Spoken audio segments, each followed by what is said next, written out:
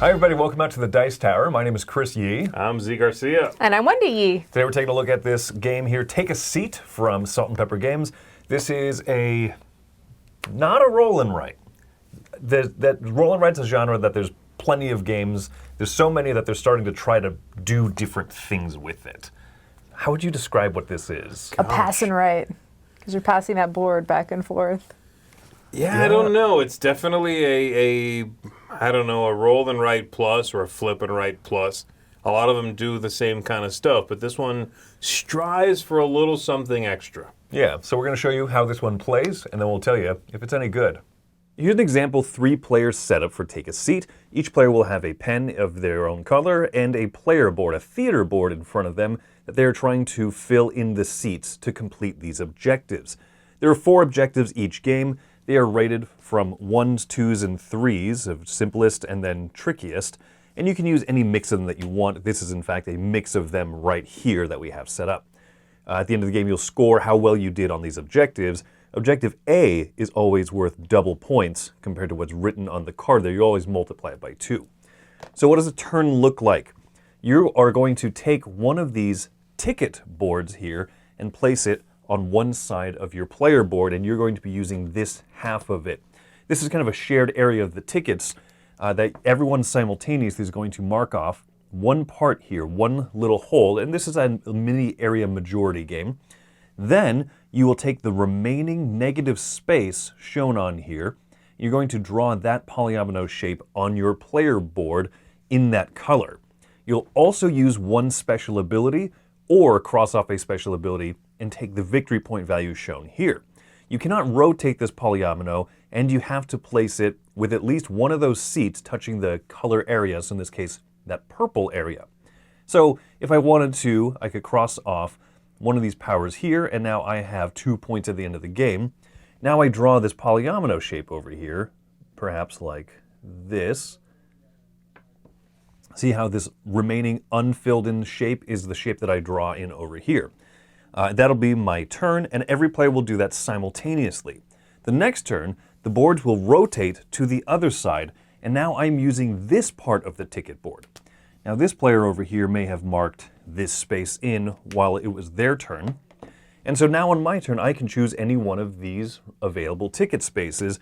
I can even go into a space where the other player already has one, and now I'm doing a little, as I mentioned, fighting for area majority.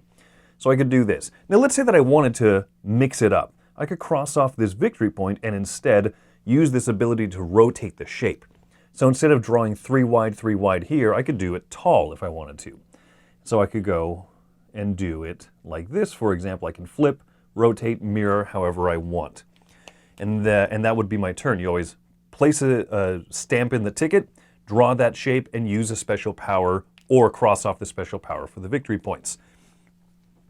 This player over here, let's say, had done this and crossed off something, and now it switches back on the next turn. And you play until all of these special power spots have been filled in, i.e. 7 turns on one ticket board, 7 turns on the other board. So we continue to do this back and forth. Let's talk about what the other powers are. So these ones allow you to do flip/rotate. This one here allows you to draw a shape. Let's say I do this one here. I can now draw that shape if I wanted to in a different color section. Instead of having to do it in yellow, I could do this down here. 1, 2, 1, 2, 1, 1. Like that.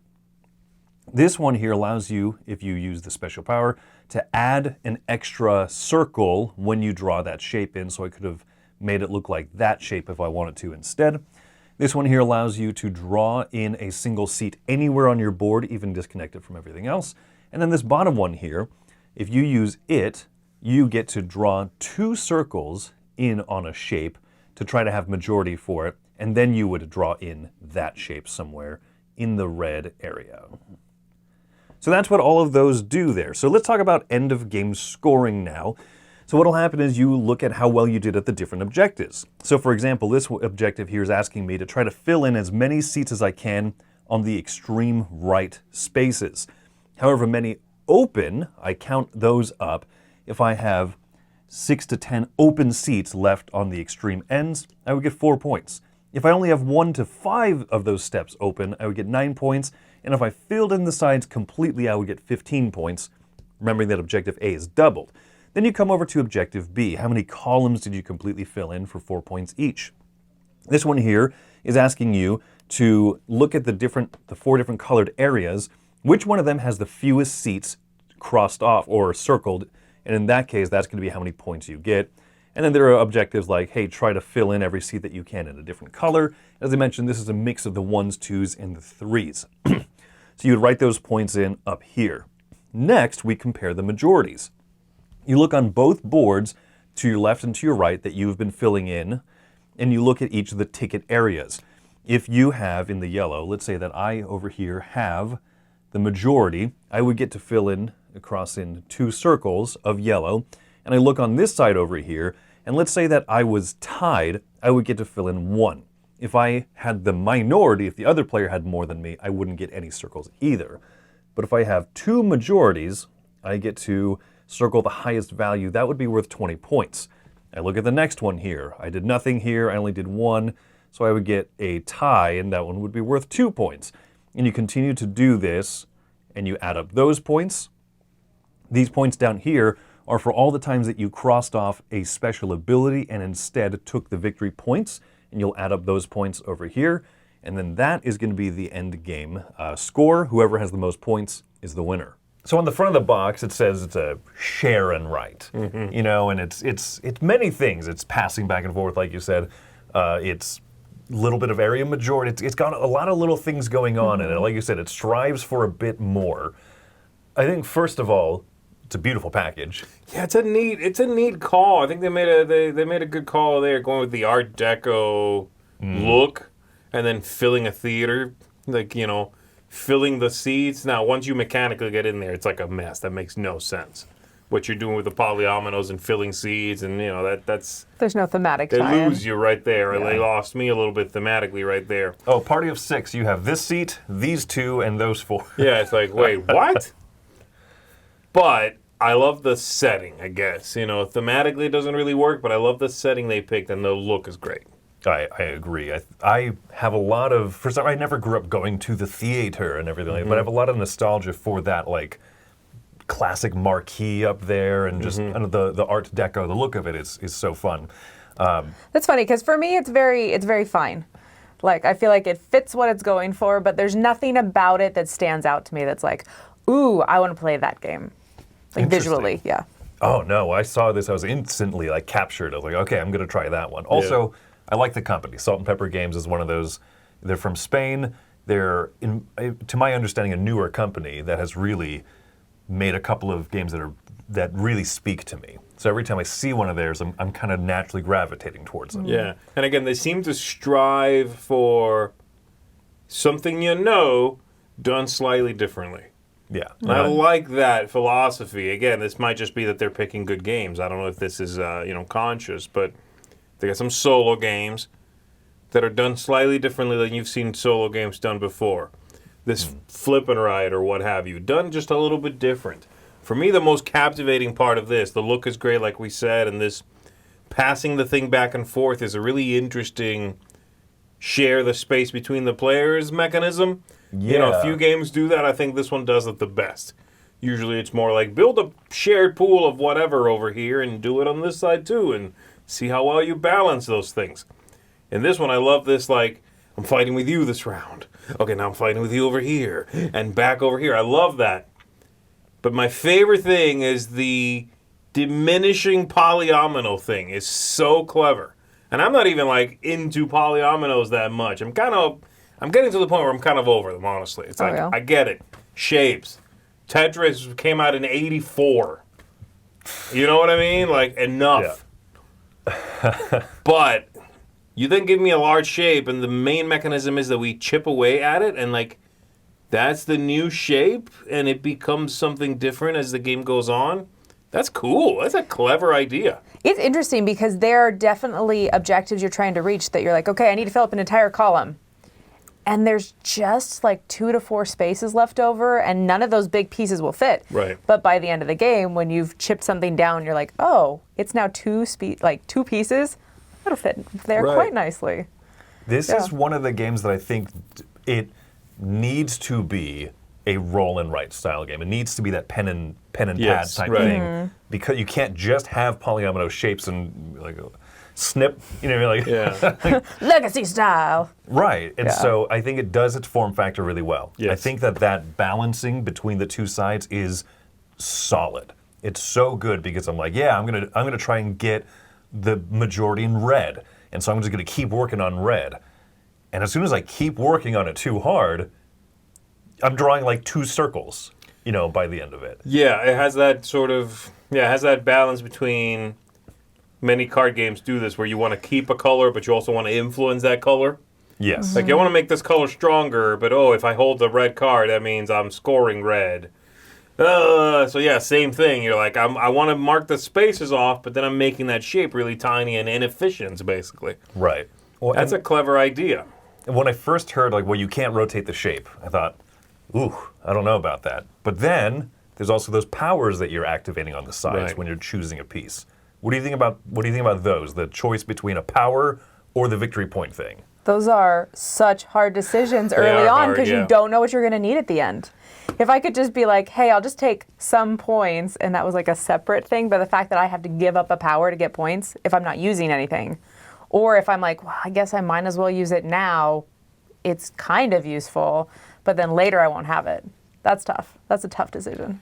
Yeah, it's tricky. I'm not normally a big fan of any game that's like, here's a special ability, here's something juicy, here's something fun to do.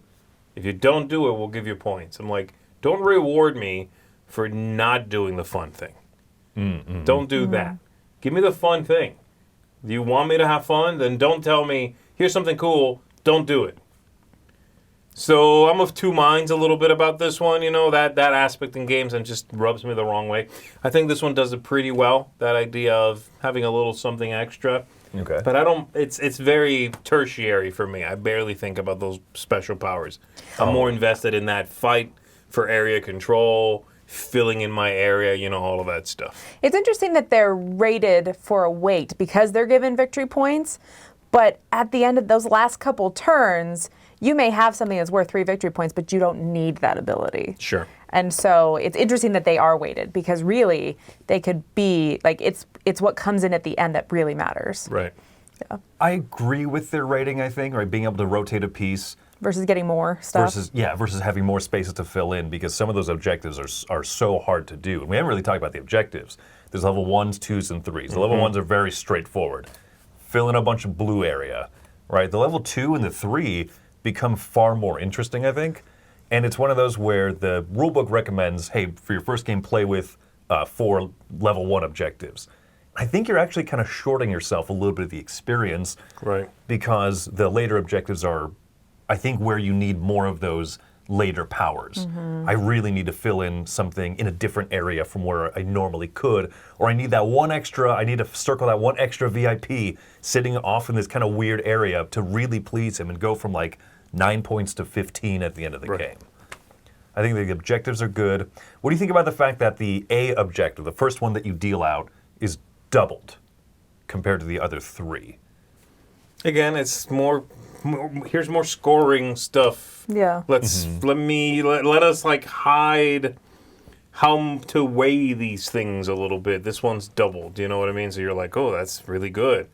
Do I go for that? What am I sacrificing by going for that? What else am I leaving on the table? Anything that obscures the scoring a little bit is going to speed the game up a little bit. I like that, I also think some objectives are a little bit easier to get a lot of points from versus other ones. So if you have an objective that isn't going to score very high and that one's doubled, is that worth investing Right. heavily in when you're like, well, I can get 30 points from just doing this other card? Yeah. Much easier. I think sometimes it is less interesting, especially if you have like a very simple objective, like fill in blue, and it's doubled. You're like, okay, well, I guess we're all just Everyone's kind filling in blue. Yeah. It does make everyone kind of do the same thing a little bit if it's something like that. Yeah. No, that's fair. Yeah. But when I think you play with those trickier, the level 2 and 3 objectives, I think the game comes to life more. Right. So I would recommend that. I find it enjoyable when you can find objectives that will work together on your board versus ones that are like, hey, you get 4 points for filling in all the columns. You get 4 points for filling in every row. And you're like, okay, they're kind of opposite of each other. I enjoy ones that you have a little bit more overlap, where you can appreciate and make it kind of work together. They're kind of not thrilling either, like those sorts of objectives. I know you need something to score in a game like this. You got to give me something to go for. But they're also sort of, again, like checking a bunch of boxes. It's like, all right, I guess I need to finish this, check. The rest of the game, the 2 or so mechanisms that are really interesting, passing the thing back and forth and shrinking polyominoes, they're interesting, they're engaging, they feel fresh. Everything else is like, score stuff because you got to determine a winner somehow. You know what I mean? Yeah, that's the familiar part. Yeah. And so some of those are a little bland, I guess. It's also, this is a weird thing, but if you're someone who is persnickety about your rolling rights or flipping rights and you like annotations just the way you like them, you might be bothered by the fact that you're sharing annotations with a neighbor. Like when they pass it back to you, you're like, look at this disgusting, just sloppy, you know what I mean? I put a nice little dot and you X'd out a space. Yeah, so be aware of that. That actually could bother some folks, you know. You know what, the very first time I played this, I found parts of it annoying and parts of it fiddly. So not being able to rotate polyominoes. In like every game you can rotate polyominoes. Sure. And my brain automatically does it. And so there were so many moments where I felt frustrated that I was like, oh, I can't use it. I already used up all my twirly spinny things. The other thing that really frustrated me was the moving the back and forth until you had a few notations on there and you could see, oh, I'm teal. I'm using the teal side. I struggled with like, which ones are mine? And I'd fill in some of Chris's. And I'd be like, oh, I already used that ability. I have to put on this side. So there's a little bit of fiddly nature. There's a little bit of like retraining your brain. But I did feel like my later plays, once I figured that out, were less frustrating. But I do remember feeling those feelings. And initially I was like, I'm going to give this a 6, which I'm not now. So speaking of, and I think that's a fair criticism, it makes a weird first impression. It does. It's a little bit of a weird game, Yeah, but I think it eases into itself. So, with speaking of score, do you want to go first? Sure, I'm going to give this a 7.5. I think, well, I always love polyominoes, so that's a baseline. We're at a good point. But I do enjoy the interaction in it. I enjoy the fact that I am making these shapes the way I want to make them. And someone else can come in and they can use that and they can kind of ruin it for me. But you never fully ruin it because you are still trying to fill in spaces. And so even though they're removing a little corner piece, there's other ways to fill in those corners. So I feel like the interaction is good, but it's never devastating. And so for me, that's the right kind of level. And I also just feel like the 2 different maps and the different objectives create some variety so that I'm going to go into this game, even though I have all the information in front of me from the get-go, I'm going to come into this with a different strategy each time and being able to kind of look at it and read it and say, okay, this is what I want to do. This is what I want to try to focus on. So I enjoy it. Very cool. I'm giving it a slightly higher grade than you. I'm coming in at an 8. I really think this does some interesting things with this area control fight for a polyomino that shrinks because you're claiming pieces, but then you take the leftover, add it to the theater. I love the way it plays with negative space, I guess. You know what I mean? Yeah. You taking pieces away to score for just area majority, and then using what's left, the negative space, or I guess what's left of the shape. It's a clever idea. It does that playing in between players really well. It can be a little visually sort of busy. It can be a little messy with the dry erase and all of that stuff. Yes, the objectives and the score, the how to win part of it is a little bland maybe.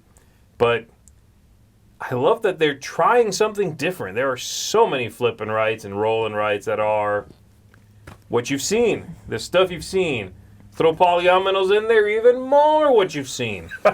So I'm glad that they're trying some new stuff here. It's not a perfect game, but it's. I applaud it for feeling innovative.